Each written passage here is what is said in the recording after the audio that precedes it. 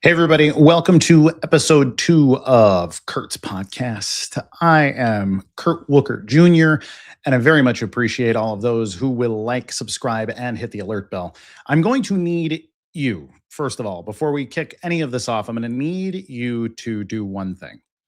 Let your friends know we're live, because I would love to have questions from the chat box. So if you're watching this right now, please share to your friends and let them know that I would really appreciate their commentary and questions here. We're going to do a deep dive on the news of the week, but also really the news of the decade here. We're going to be talking about Jeffrey Epstein and specifically his connections to big tech, big banks, big government, and how it all relates to Bitcoin. And really, if this was 2 or 3 years ago, if this was during the Biden presidency, for example, this would have been a show primarily about Bitcoin.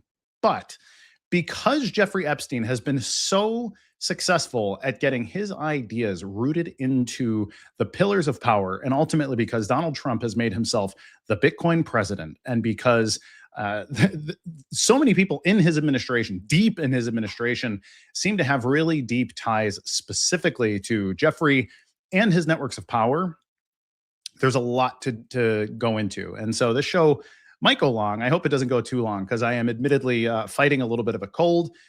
So if I cough or sneeze, start having a fit a little bit, that's what's going on. I'm not being poisoned live on the air or anything. So don't go worrying about that. But to everybody watching, to anybody that's been watching my streams for 7, 8, 9 years, I don't know how much you're going to learn on this show. We are going to go through a number of timelines and various things about Jeffrey Epstein, who looks like he got into Bitcoin in 2011. Which means he would have been there while Satoshi Nakamoto was still involved. And there's been a lot of speculation. There's been a lot of talk about whether even Jeffrey was Satoshi Nakamoto himself, which is an absurdity, but also the connections based on people's political alliances. And I just want to encourage everybody right from the get-go, do not talk about Jeffrey in the context of, here's why. I looked at Drudge Report this morning. I looked at the New York Times. I wanted to see, like, where's everybody going with this? What is Fox News saying? What is CNN saying? And it's like, based on whether or not you're a Democrat forward or Republican forward or some kind of independent, the conversation is, oh, well, he's clearly Israeli Mossad, or he's clearly some kind of CIA asset. Now, all of a sudden, in the last 24 hours, we're having people that just, oh, it's so clear he's a Russian asset, and that the Russians have put Trump into power, and just look at Melania, and, like, all of these things. And everybody is trying to spin the information into making whatever they see as their club look as good as possible. And that is just the absolute most unhealthy aspect to any of this, to say, oh, look, this is a Democrat problem, or this is a Republican problem, or this is an Israel problem, or this is a Russia problem, because it is not specific to any one person, place, thing, organization, pillar of the economy. The problem with everything is that there is a recursive, toxic, disgusting relationship that happens between big government, big tech, big banks, and then the way all the globalists are wound into this entire conversation. So to blame any one entity really is to limit yourself in the ability to see the entire picture, because the entire picture is much more complicated. And the other thing is that just because Jeffrey Epstein is, well, dead, or maybe not, one of the things that has actually come out, if you want to get real crazy down the rabbit hole, look in the Justice Department documentation about a character named Roberto Grijalva, who posted to 4chan the day before that Jeffrey Epstein had been taken out of his cell, handcuffed to a wheelchair, and that he wasn't in there. And then the next day, he's allegedly dead in his cell. he posted this to 4chan from the prison, basically from his phone. And there is a subpoena that got his IP address. They went to the prison's internet supplier, which was AT&T. They got all the prison's internal documentation, meaning that the Skitso post on 4chan about Jeffrey Epstein didn't kill himself, the place that this began immediately, was the cell block guard, Roberto Grahalva, meaning that the beginning of the whole conspiracy theory about whether or not Jeffrey Epstein killed himself started with the prison guard that was watching over his cell, who observed someone taking Jeffrey Epstein out of his cell in the first place. Now, I don't want to go too deep into that conspiracy theory rabbit hole because we don't know what we don't know about that yet. But I think everybody needs to think about their most schizo conspiracy theory friend in their life, the person who has told them from day one that there is an elite ring of globalist pedophiles that is in control of everything in the universe. The people you're paying taxes to are they're sacrificing children, and they're having these crazy yacht parties, and the political parties are all just a sham, including nations at war and everything else, that ultimately they're all just in it to launder money and buy and sell children for the sake of all kinds of unmentionable things. And it turns out that your crazy 4chan schizo conspiracy theory friend, the craziest one you know, was almost entirely right about all of it, that their instincts about all of this stuff ended up being true. And so I want everybody to take one moment and just consider the fact that what we are being fed to by the mainstream media and the mainstream governments and everything else is largely fake. But also that Jeffrey Epstein is just a symptom of the disease, that the disease is authoritarianism. It is power. It is the fact that they treat us like tax cattle on a tax plantation. And so we need to open our eyes to the fact that if you're just a regular person working a regular job, it doesn't matter if you're a Democrat or a Republican or an American or a Pakistani or a Russian or an Israeli or Chinese. You have a lot more in common with other common people over the world than you do with the people in power in your own country, in your own party, in your own government.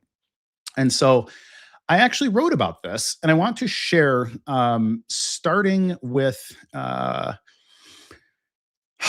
let's see, where are we going to start? Also, this segment of the show is brought to you by Proton Mail and Proton VPN. So if anybody wants to encrypt their communications and their email and everything else, you can go ahead and scan the QR code, and you get a little bit of free access to the Proton Mail universe, which includes file storage and a bunch of other stuff stored in Switzerland. And therefore it is good.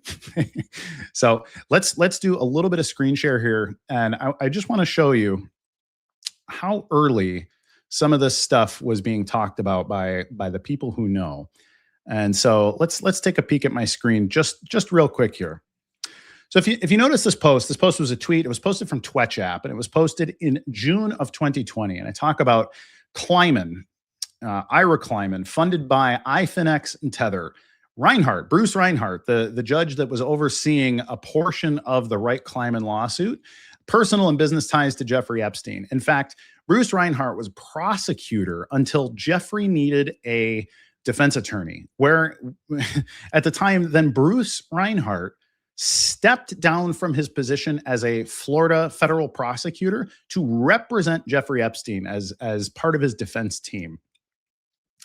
And so Jeffrey, who I posited, and many people knew anyways, was a money launderer for Blockstream and the MIT core devs via Digital Garage. And so you've got this massive globalist human trafficking scheme.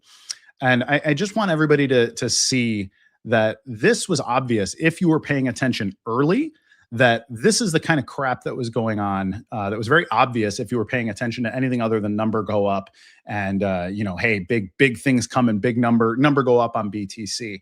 But I also want to direct people to this article that I wrote on CoinGeek. This isn't that old. It's a few months old. I wrote this in July of 2025. So it's going on 7 or 8 months old now. And so if you look at the people in this picture, right? I've got This is Nathan Rothschild. I've got Myer, Lansky, and Mo Dalitz here. Here's Donald Trump. We got our buddy Saylor here. Here's Mr. Peter Thiel and Jack Dorsey and Elon Musk. This is the family crest of the House of Rothschild here. And then I've got these surveillance cameras. But I would encourage you to please read this article, because I go into the fact that Jeffrey Epstein is not unique in history. I want you to think about that. Again, just think real quick. You know, we got this notion right now that, quote unquote, we got him, right? We got him and it's over. Everything's all hunky dory now. But if you go back and if you read this article, it will explain to you two major times in history where very similar thing had happened. One of them was with the Rothschild family in the early 1800s, who had their boy Reuter. Reuter was one of their pigeon managers. So the Rothschild family was able to control the world economy and world news through a series of homing pigeon networks. And then ultimately, Reuter became the guy who founded the Reuters newswire, which for all intents and purposes is the source of all news today. And then I talk about Myer, Lansky, and Mo Dalitz. Myer, Lansky, and Mo Dalitz were very, very similar to Jeffrey Epstein in a lot of ways. Depending on where you start, if you look at Myer Lansky was a gambling insider, casino guy in the 1970s, and then he was also associated to the big mafia families in New York. And then he was also like maybe the accountant for Murder Incorporated, which was sort of tangential to the mafia stuff. But then he was also a big advisor to big payments companies and big banks.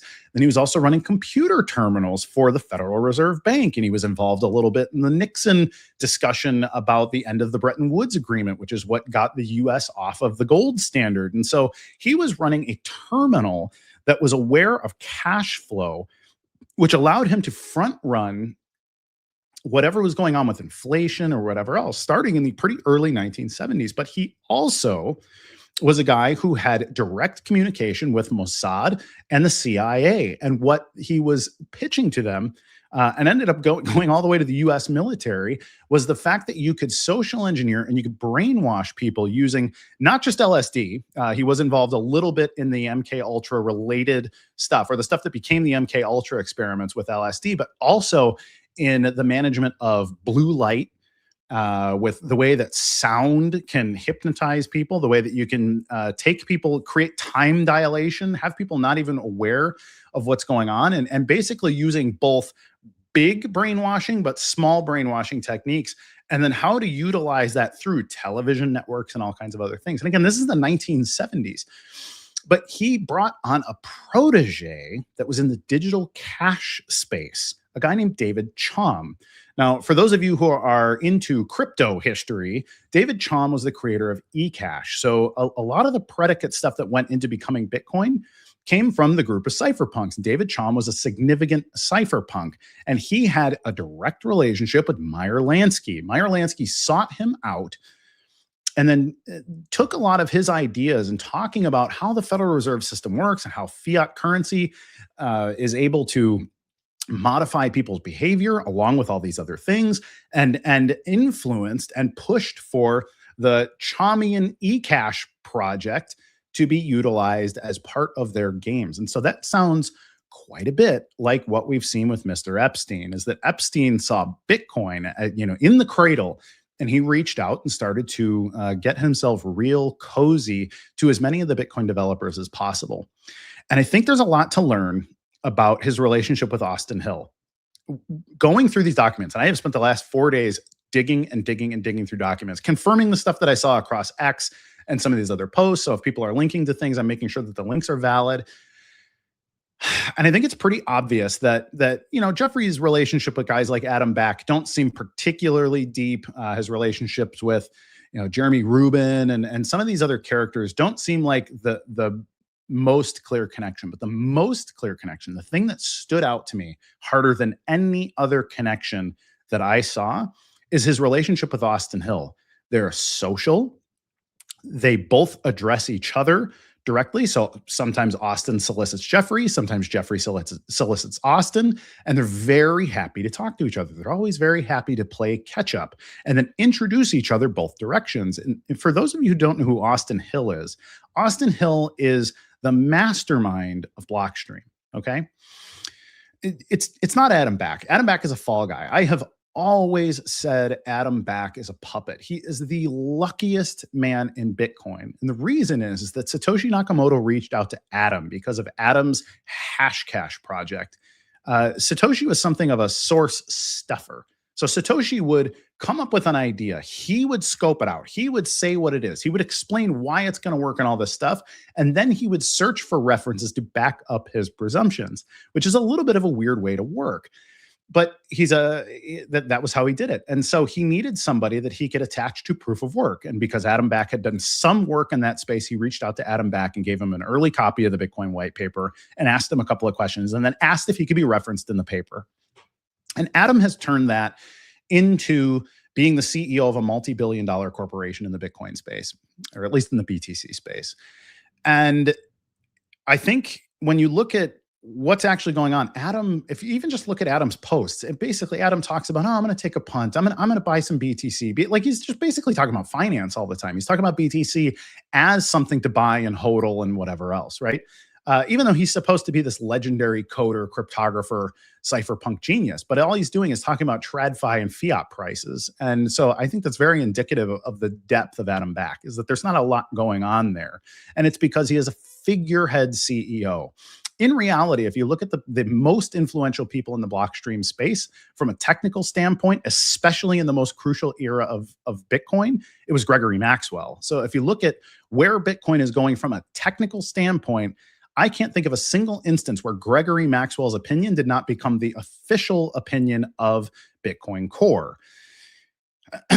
Now, we can all wonder why that is. There's been a lot of speculation as to whether Gregory Maxwell is related to Jordan Maxwell or Ghislaine, or I believe it's pronounced Ghislaine if you're the French speaking. But I don't think that's necessarily true. Maxwell is not a particularly uncommon name. I think it may just be circumstantial. And I don't see any evidence of Gregory Maxwell in any of this stuff. So I don't want to say that Greg has done anything in particular here, but I do find it very interesting that Greg's position on things actually became the official position in Bitcoin Core more often than not. And secondarily, from a business operation standpoint, it's Austin Hill. So Greg is the technical mind. Austin is the business mind. He's the fundraiser. He's the guy with business management experience and turning startups into things that are very important. For people who don't know much about Austin Hill, Austin is very close friends with Reid Hoffman, who is often in carbon copy in a lot of these communications with Jeffrey Epstein. Now, for those of you, if you're not paying attention to who Reid Hoffman is, he is one of the founders of LinkedIn. He is one of the seed investors in companies like PayPal. He's involved in basically, if you were to pick the top 10 biggest things to come out in the last 20 years out of Silicon Valley, Reid Hoffman's very closely involved. He's another brilliant investor. He's very good at getting his ideas to become the official ideas of any industry. But Reid Hoffman and Austin Hill are quite close, and they both seem to have been quite chummy at the very least with Jeffrey Epstein. And so these conversations and introductions between Bitcoin developers and Jeff, they almost all seem to tie back to Austin Hill. And so there's a lot to dig into there. And I'm going to take a little bit of a respite here and get into some of these comments that are coming in here to make sure I've not missed anything super, super important. But if you have questions, comments, blessings, cursings, grapes, gripes, or gropes, please feel free. I would like to walk through them and make sure that I answer your questions as well. Here we go. Dave, my friend, our alien lizard hybrid overlords are often traveled in wheelchairs. That's the one part of this that hasn't been confirmed, right? But everyone said David Icke is crazy with the lizard thing, and I would agree that the lizard thing is crazy. But all the other stuff that he alleged they were up to, we now know they were up to. So let's see if we can figure out what's going on behind the curtain with the lizard thing. It's my pleasure to announce Kurt the Prophet Wookert, sometimes early, never wrong, original Bitcoin historian and advocate, truth discerning, exemplary man of goodness. I appreciate that very much. It really does mean a lot. fighting suppression in the dark with his physical and spiritual jujitsu black belt. Be good to each other, Junior podcast. That's a very long set of titles, but thank you. I appreciate it. To Joey and Kelly now. Hey, good to have you from Northwest Florida. It is freezing here in South Florida right now, which is why I'm wearing a jacket indoors. We don't have heat in the house because it's almost never necessary. I love Kurt. He's such a diplomat. I could never be so calm about it, though. These people hate us, but we're supposed to be all smiles and over their shit world order. Ugh, a world run by pedagogues. I like that word. So, all right, let's jump back into some of the details here. I really do want to encourage you, read this article. If you have not read this article yet, it's going to fill you in on a lot of the history and why none of this stuff about Jeffrey should be surprising. We looked at this tweet. This is 5.5 years old, me explaining some of the connections. Bruce Reinhardt, Ira Kleiman, and Jeffrey Epstein. I took a lot of heat, actually, in this era for explaining that they all lived in the same neighborhood and were all of the same religious disposition, and therefore likely were very close to each other. Given, for those that don't understand how South Florida works, the communities, especially in that community, I'm live on YouTube. I don't want to get myself censored, but the people of that community, they live around their temples, their synagogues, rather. And they do that because on the Sabbath, they have to be able to walk to their synagogue. That's just how the culture works. And that's not a criticism in and of itself. But if they all lived in the same neighborhood, and they did, and they were all part of that institution, then they would have known each other in these places. And so it's not a stretch to make those presumptions. I want to give a shout out here to Pigeon Man, Billy Pilgrim, who put together quite an extensive timeline here and explains a lot of these things that I've been talking about, connecting these folks. So let's just walk through this. I've independently confirmed the validity of these screenshots. These are directly from justice.gov. And so this is a really good spot to start. Let's take a peek here. So Daphne, Francesca Hall, it was nice talking to you over the phone. Here is the information you requested. If there's anything else, please feel free to contact anytime. Austin Hill, Adam Back, Kelly Zaka, Alana Atra, Francesca Hall. See you soon. So nice to meet you down here from Francesca talking to. So we will be a party of 5. Austin, Adam, myself, Kelly.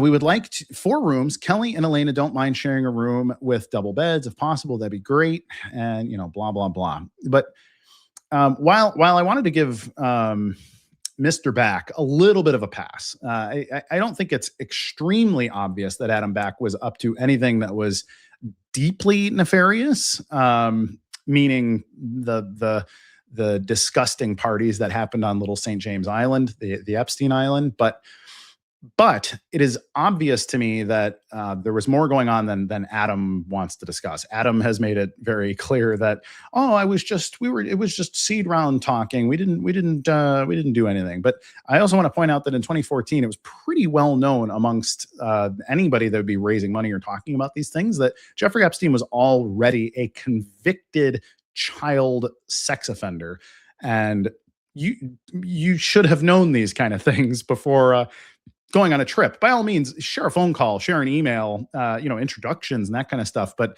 it looks very clear that Adam was involved in a number of meetings, seemingly in person, and that's going to be particularly problematic. We also saw a number of people outside of the Bitcoin space in the same thing. I'm a pretty big fan of Peter Attia, who's an Egyptian American biohacker health guy.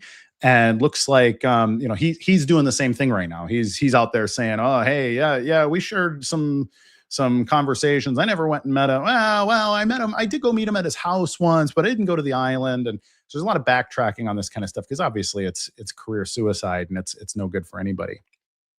But also, I want to point out that I talked about Joi Ito for many, many years. Joi was the CEO of a company called Digital Garage. It's a venture capital firm out of Japan.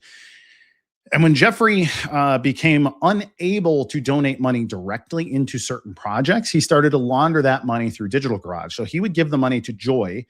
then Joi would take the money and allocate it to wherever it needed to be allocated. Now, Joi was also the head of the digital currency initiative at the Media Lab at MIT.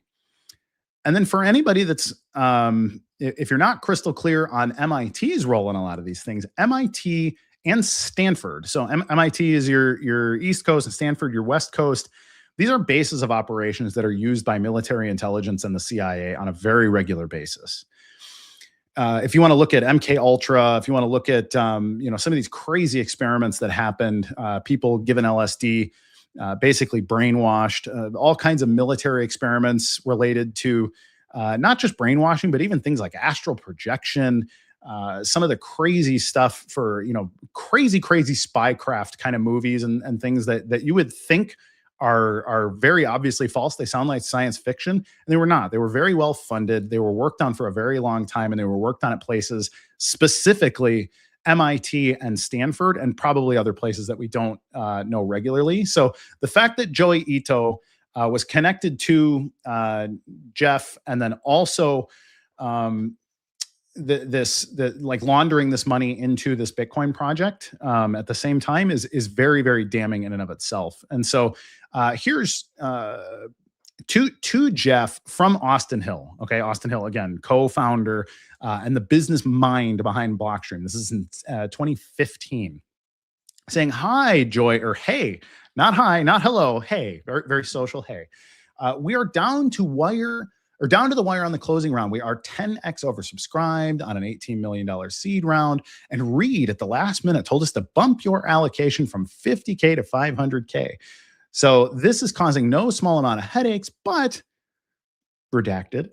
And I respect you both and have learned so much from you in our discussions. We have everyone else, or it seems like it would have been, we gave everyone else a haircut to make room. So they are bumping around their other investors, people that have already committed. They are moving them around to get money from Jeffrey. Okay.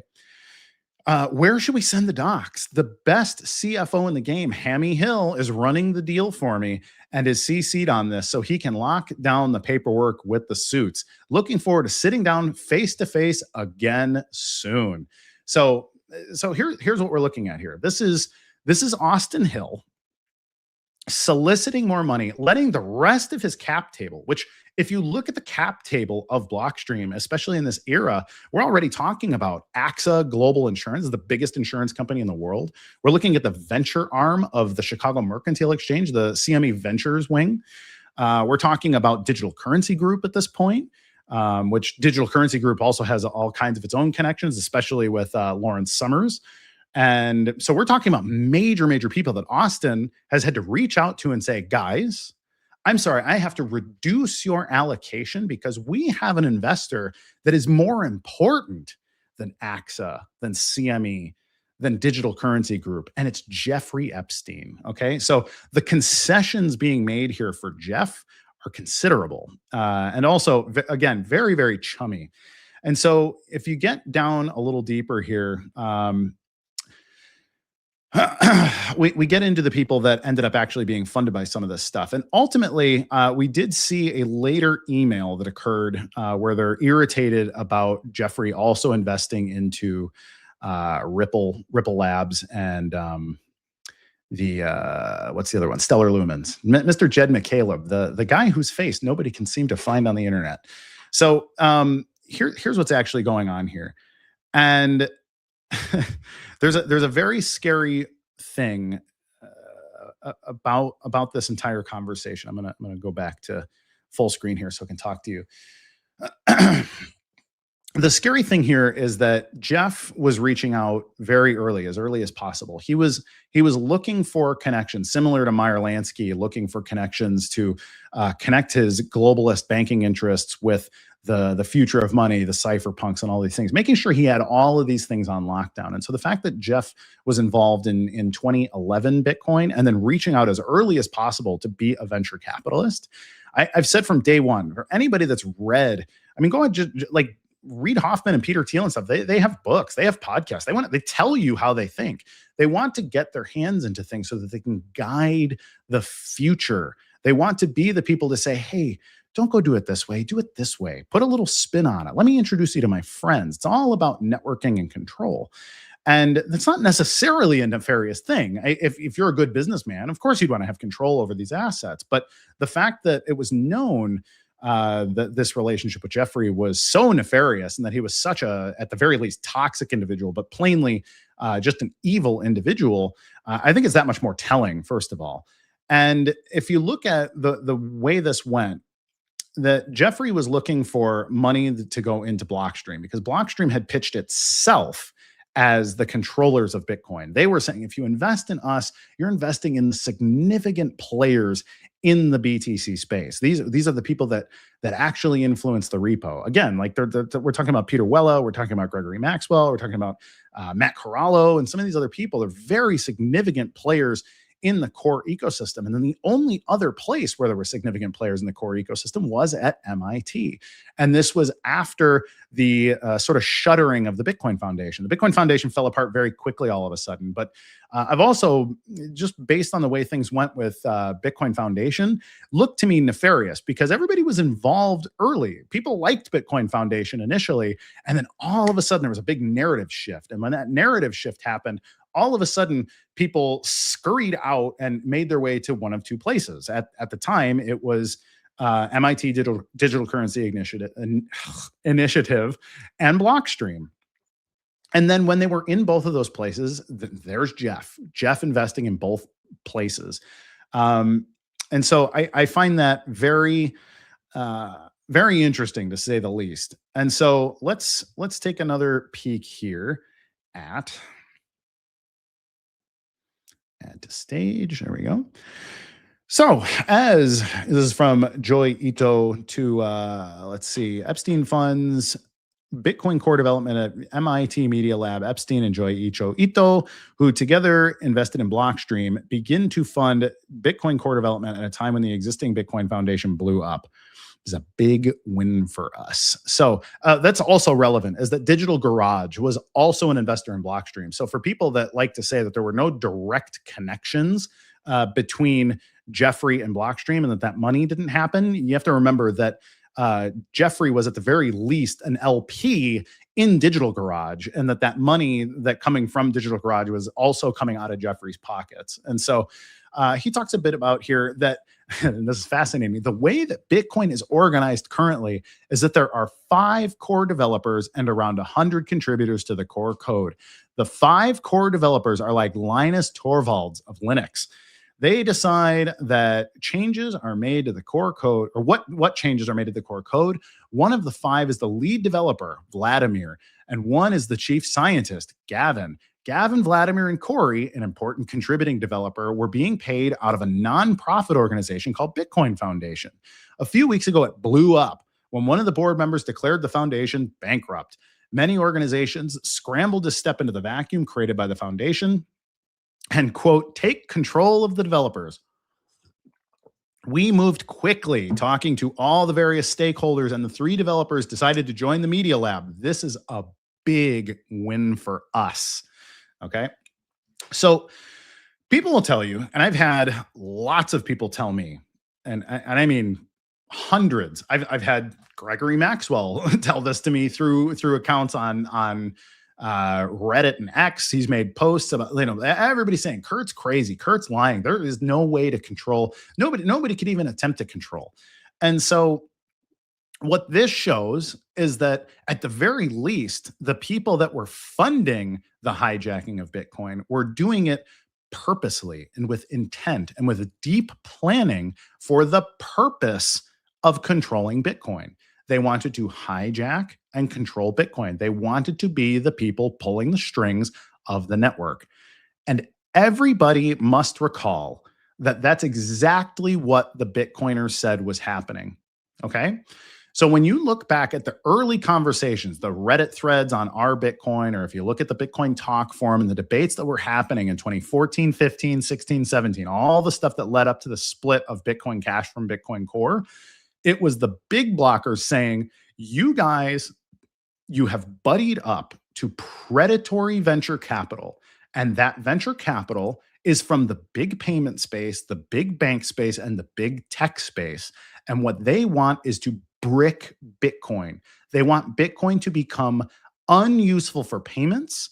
They want Bitcoin to become unuseful for self-identification using public verification and public key cryptography. They wanted people to not be able to use any of the smart contract features or tokenization or creating escrow contracts, all these kind of things that make Bitcoin useful in commerce because they had a commercial interest in controlling those things for themselves. Blockstream is just one vehicle for those things. Blockstream wanted to launch things like the Lightning Network and Liquid Network. They wanted to be the federation of the control of money. They wanted to be one of the big signers that like to pipe money among the crypto exchanges doing whatever it is they do. And they did not want to be competing with a truly unbounded, unstoppable, unflappable Bitcoin protocol, which takes away the pillars of power. So they convinced everybody that the way to take away power was by making sure everyone could run their own node. And the victim of that, the thing that gets sacrificed on the altar of everyone running their own node, is scalability, cheap and reliable payments, tokens, smart contract capabilities, and all the other stuff that made Bitcoin actually disruptive. And because they were able to successfully convince most people that Bitcoin is supposed to just be a store of value, you're just supposed to sit there and do nothing. In fact, the more you do nothing, the more wealthy you will become.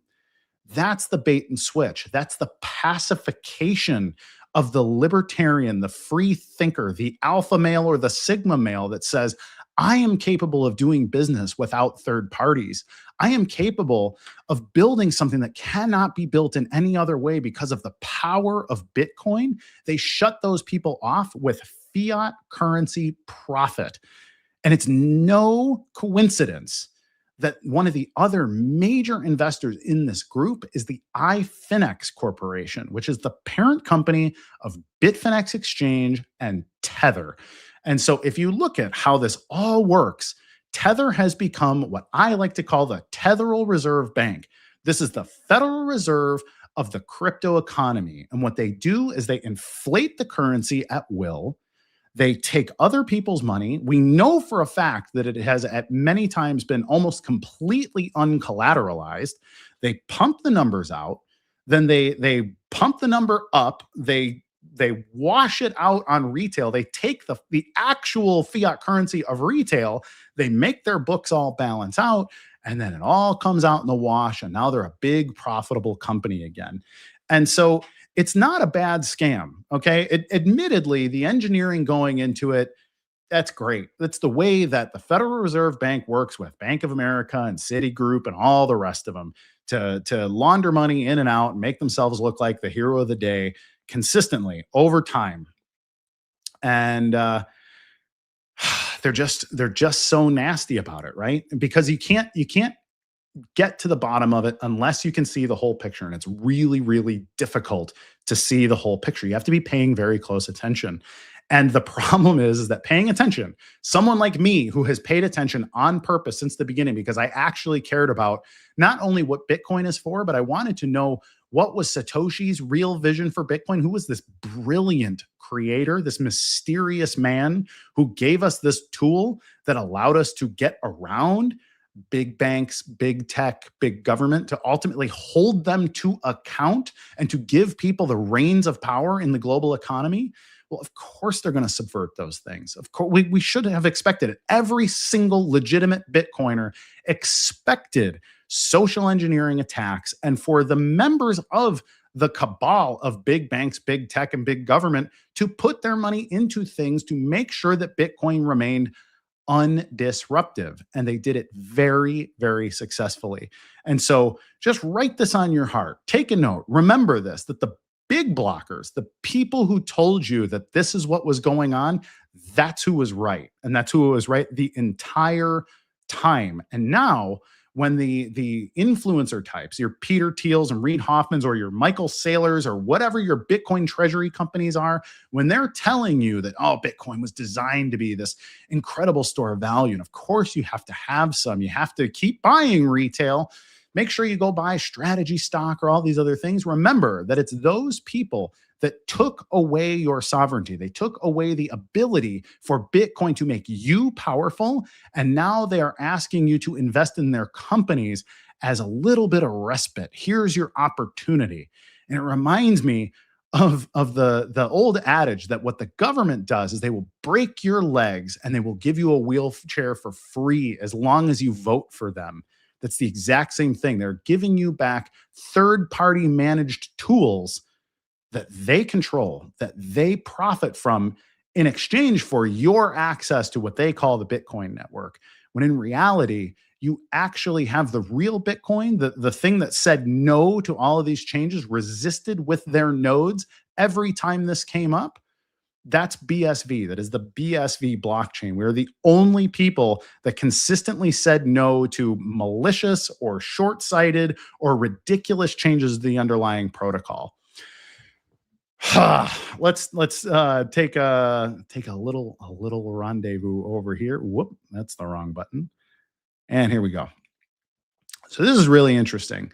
I don't appreciate the conclusion that Patrick Riley came to here for one major reason. The big reason is the fact that he says that there might be backdoors built into the code, and that's absurd. The one benefit of a truly open source project is that anybody can audit whether or not there is a backdoor in the code, and so that is an extremely unlikely outcome unless there is a 0-day exploit, meaning nobody knows what the exploit is. But I think this is very interesting. So from Jeffrey Epstein to Joi Ito, talking about the digital currency initiative. This is MIT, saying Gavin is clever. FYI, used gift funds to underwrite this, which allowed us to move quickly to win this round.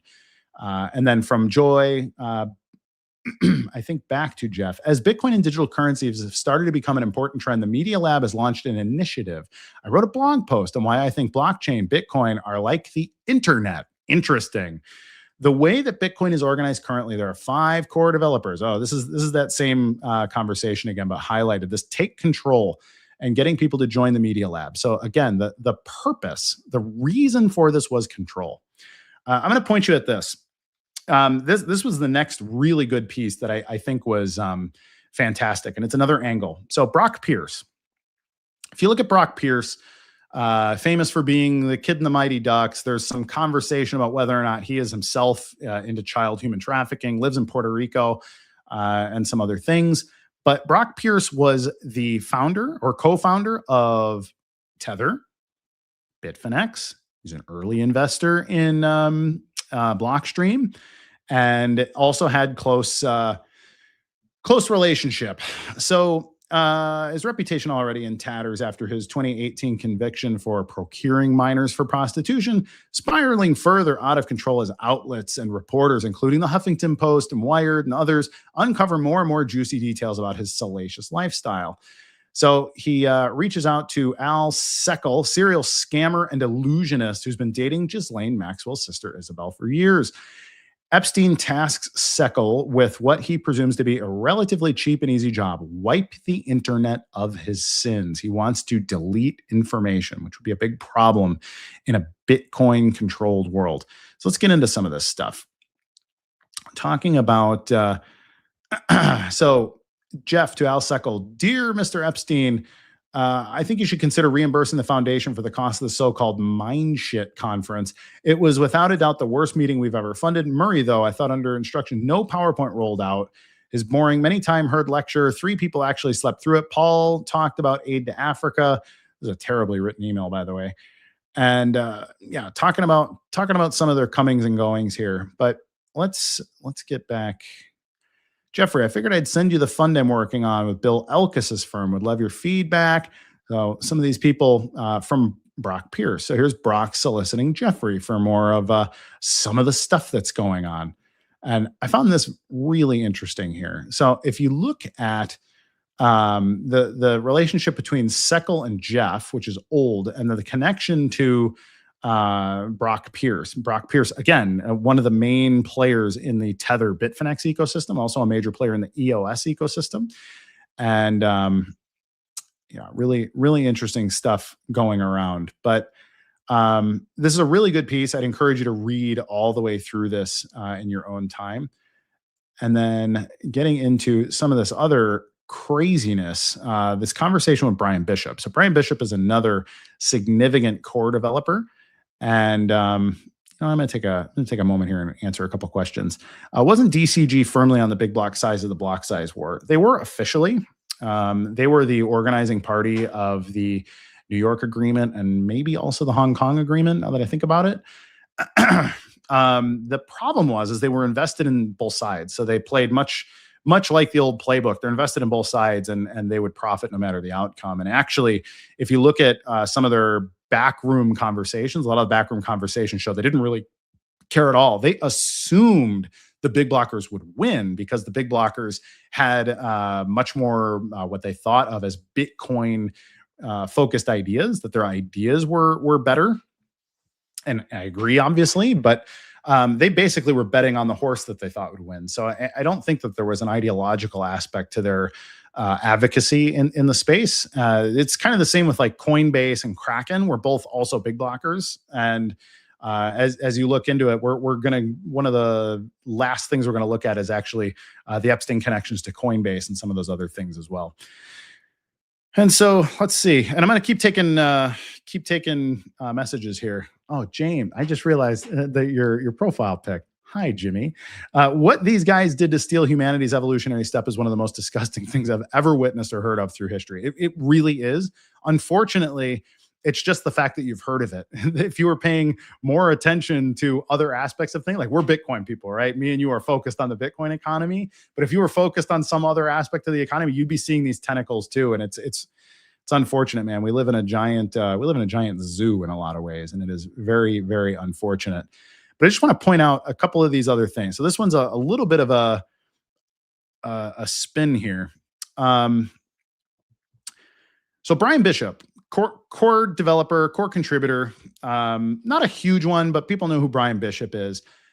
He and Jeffrey ended up having quite an interesting relationship between themselves too. And so this shows that their working relationship ended up becoming more than just Bitcoin stuff. And in here, he is talking with Brian about essentially building a designer human genome project and saying like, hey, we want to be able to essentially fertilize and grow children that are ideal genetically for one reason or another.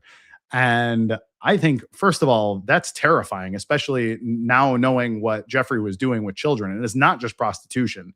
Depending on how seriously you take some of these files, there's almost 1,000 mentions of pizza and pizza parties, which for all you Pizzagate people and all the people that were told that Pizzagate was totally fake, hey, here's all that conversation. People paying thousands or tens of thousands of dollars for pizzas and grape juice, which is obviously some kind of code. I'm not going to speculate on exactly what that code is, but you can fill in the blanks as you see fit.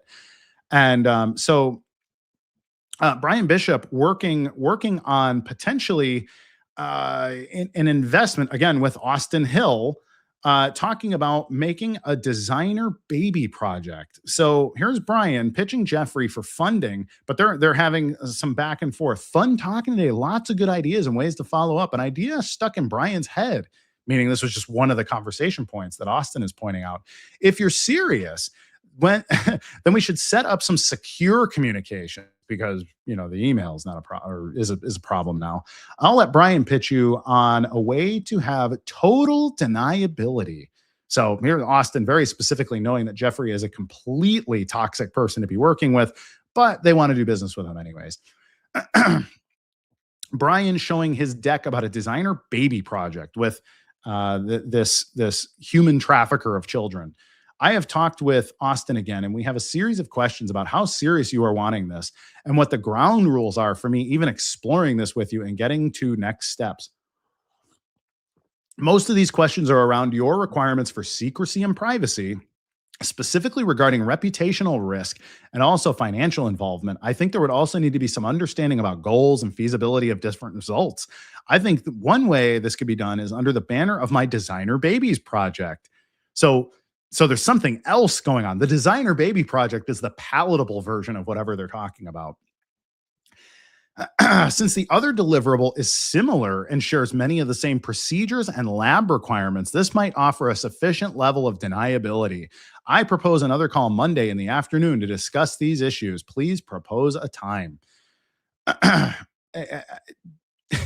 Just think about how insane this conversation is already, right? Like, this is, if I would have told you a year ago that Jeffrey Epstein was possibly involved in breeding designer children as a cover for some other more disgusting thing, you would have told me I was nuts. But here it is in print, and just absolutely revolting. Also, for all of you fans of the bit license, which is another thing I've been super critical of because it puts New York in a particular position to regulate and put businesses in a position where they're under the authority of New York regulation, even if they're not New York citizens. Much the same way that the United States makes it that if any foreign company has a single American customer, then they're also privy to FINRA and the SEC.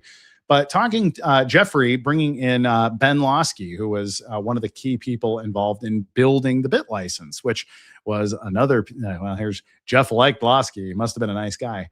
But also, I want to point out that the Gemini twins, the Winklevi, were also deeply involved in these discussions for bit license. They posted when these things passed as the people who pushed it through. So the Winklevi wanted to take basically all the credit for what happened with bit license, and so we haven't seen them in these conversations much. But here's from our old buddy Austin Hill, Jeff's best friend. I leave from Malta to Burning Man, but our chef is going to be in Paris. He's good people if you're gastronomically inclined. Time for a chat today. We're being asked to sign on the petition letter circulating to get Lansky to extend the comment period on the new regs. Adam and I think we sit this one out, but would love your thoughts if you have a few minutes to chat. So still talking, me and Adam, sent from one of my many test mobile devices while on the go and changing the world. So apologies for my typos.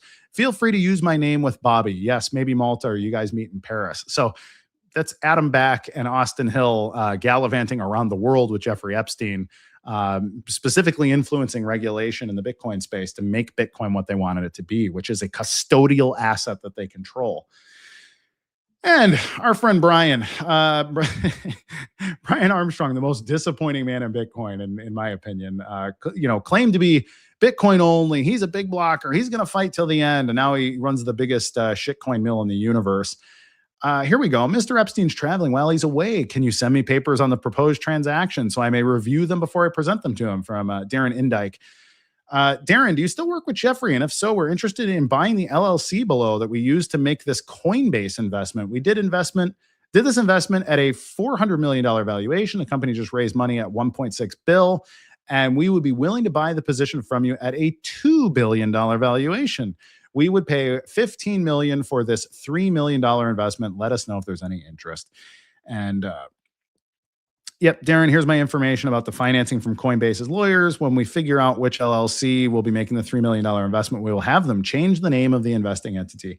And so it's a little bit of cooking the books around to make sure that Jeffrey isn't implicated, or that anybody else isn't implicated because of the relationship or proximity to Jeffrey, and invested into Coinbase, which I don't find it particularly shocking that Coinbase went from super based. They went from being a Bitcoin only and being big blockers, believing that Bitcoin could change the world because it's a world changing technology, to just buy the tokens, get the money, we'll pump and dump you out of it, And then I've also posted, if you go read my if you go back to my article here, I have the most disheartening tweet ever posted.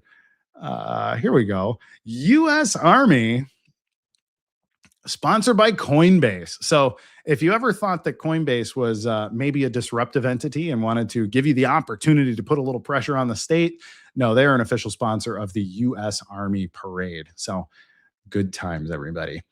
Let's look at just two more. I got two more things to show you, and then if you want to ask a couple questions, please put your questions in the box. I will answer any direct questions about this topic or anything else. I don't want to pivot too far off topic here, but if you have other things related, Jeffrey Epstein was also trying to figure out how to create intergalactic money. He was in talks with Brian Johnson, the guy who wants to live forever, about talking about.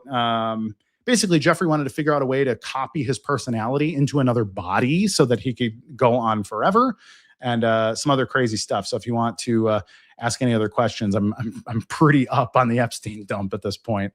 So to Jeffrey, I'm more interested in planting some seeds of thought. Ecuador is working on a nationally approved cryptocurrency. Looks like we have a pilot in the works with India to do a digital rupee to phase out graft and corruption. Canada is also looking at doing a digital CDN dollar. I'm more interested in what Treasury thinks about doing a Fed Reserve backed digital USD, especially if they felt they could embed AML KYC policy into the coin. It's one of the few legitimate approaches they have to change the adoption use cases of Bitcoin. A digital USD wouldn't suffer the volatility of Bitcoin and could gain wider adoption and allow them to have a seat at the table, as opposed to regulating Bitcoin and driving innovation overseas and criminals underground.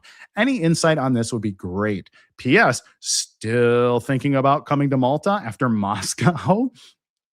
So look at what's admitted in this message. This message is literally approaching Jeffrey Epstein to talk about his connections to the Federal Reserve, what the Federal Reserve might want to do on a CBDC. This is in 2014. This is 12 years ago that the pillars of power are discussing how to have a KYC AML compliant CBDC issued by the Federal Reserve. And the contact for this is Jeffrey Epstein. They're not going to the Fed chairman. They're not going to some Fed module to discuss what's possible. They're going to Jeff because they know Jeff has that influence over the Federal Reserve to issue such a thing. And so that's also pretty bonkers right there. And then my last piece here, talking to Adam, or talking about Adam back here.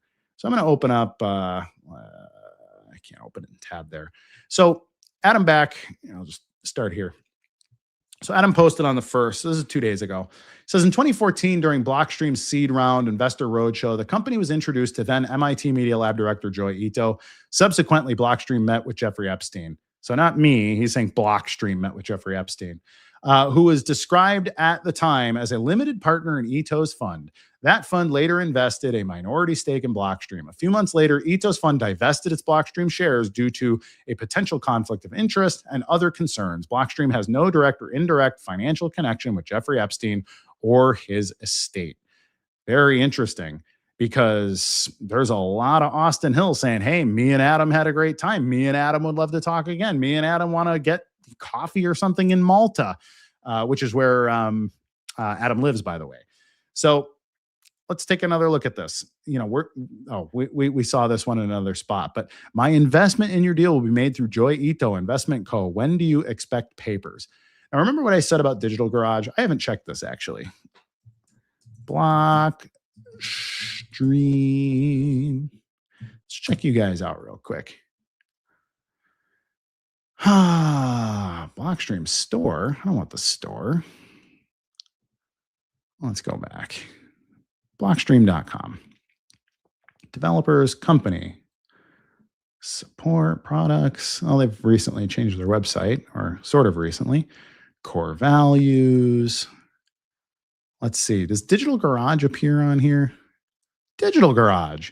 Digital Garage is Joi Ito's fund. Now, I thought Adam said, let's see, a few months later, Ito's fund divested its Blockstream shares due to a potential conflict of interest and other concerns. However, Digital Garage still remains here on Blockstream's website on February 3rd, 2026. Let's take a peek at Digital Garage. Designing new content. Are we here? Company. Yep, that's Japan. Digital Garage Japan. Joi Ito. CEO message. Well, is he still the CEO? I think he stepped down from Digital Garage, but let's see. Yeah, that's not Ito. That is Kaoru Hayashi. Let's see. About us. Let's see if they'll talk about Joi Ito. Cute website. Not particularly searchable. All right, I don't feel like doing the search live on the air, but isn't that interesting? So let's break this down a little bit. And if I don't have any other questions here in the chat, we are going to wind up. Thank you to Proton Mail for your support of the show. If you click the QR code or scan the QR code with your phone, you get free access for a time to their email, their digital drive stuff, similar to like Google Cloud, Google Drive stuff, and VPN, all built in and hosted in Switzerland, so you don't have to deal with people that subpoena and whatnot. So very interesting, though. So Adam Back was claiming 2 days ago that they divested from Joi Ito's investments many years ago, but right on their own page, they have it under their investors. So investors still noted in 2026 as Digital Garage. So, Adam wants to distance himself from the conversation. And to Adam's credit, Adam probably didn't have a choice in the matter anyways. Adam has always been something of a puppet CEO. He's a figurehead. Truly, that company has always been run by Austin Hill and other people, other business people. For a time, again, the technical guy behind everything was Gregory Maxwell, but everybody else was under Austin. Austin was the businessman. And so that's the long and short of it. So we've been saying since 2014 or 15, I first started saying that there is a problematic relationship with venture capital in Bitcoin.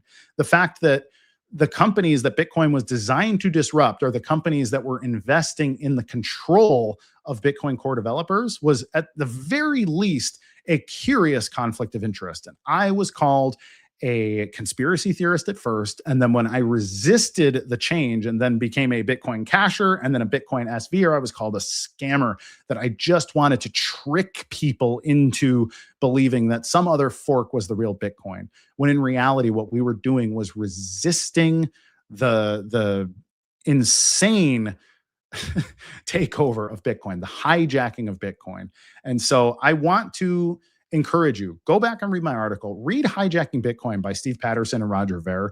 I don't agree with their conclusions about Bitcoin Cash, but he actually does quite a good job explaining what happened because he was there too. In fact, Roger was a lot more involved. At that point, Roger was way more involved than I was. I was a guy, sitting in my house thinking Bitcoin was awesome and reading the forums and posting and doing my live streams and stuff. But Roger was a big funder and very much involved with a lot of these things and tried to resist a lot of these things himself. So I'd encourage you to read the book just to hear the story from somebody else. Frankly, they tell almost the exact same story that I would tell, just from Roger's perspective, which is obviously Bitcoin Cash focused. But there's a lot to learn in that book if you can, learn from someone who you may disagree with. But anyways, I appreciate everybody. I appreciate you going on this deep dive with me. I'm doing this show with no producer, so I had to prepare all these things and get it ready for you. And I hope the show is aesthetically entertaining and also intellectually stimulating at the same time. I'm doing my very best here. And it would mean the world to me. It's so simple for you to like and subscribe and hit the alert bell. And it would boost my traffic tremendously. It would let YouTube know that you want to consume content that is focused on the truth, telling the truth that the mainstream doesn't want you to know about Bitcoin and all kinds of other things. I will do similar deep dives about whatever else is going on in the news or whatever other crazy thing is going on. This is the thing here this week. So Casey, be the broadcast, saying I could listen to this stuff all day. I appreciate that very much. I appreciate you. And I appreciate every one of you who watched this stream and shared it and participated in any way at all. It means the world to me. It gives me something to do every Tuesday at 2 p.m. Eastern Standard Time. This has been Kurt's podcast, and I want to remind you to be good to each other. I cannot stress how important it is to see the humanity in everyone, even if you disagree, even if you hate something about their beliefs or their party or their skin color or whatever else. We are all humans, and we should be able to cooperate even if we disagree on some finer detail. We have a lot more in common than we don't. And also, if we can stick together and we can get this stuff to work right, if we can get Bitcoin to work right, we can be doing business and start to actually bypass the nonsense in the economy. And then people like Jeffrey Epstein won't matter anymore. The reason he matters is because the pillars of power are still centralized. Bitcoin's designed to fix that. We can do that together. Everybody, I am Kurt Wookert Jr. It has been a pleasure. Tell your friends. I will be here every Tuesday at 2 p.m. Eastern Standard Time for Kurt's podcast. That's it. I'm out. See you next week.